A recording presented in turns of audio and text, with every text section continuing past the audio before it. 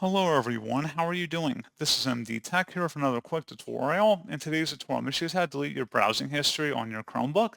So this should hopefully be a pretty straightforward process here, guys. And without further ado, let's go ahead and jump straight into it. So all you have to do is open up your Chromebook web browser and select the three-dotted icon up at the top right. And you want to go down and select Settings. On the left side, select Privacy and Security. And then on the right side, select Delete Browsing Data. And then you can change the time range of how far back you want to go, and then select delete data, and that's all you have to do. So pretty straightforward process, guys, and as always, thank you for watching. I do hope that was able to help you out, and I do look forward to catching you all in the next tutorial. Goodbye.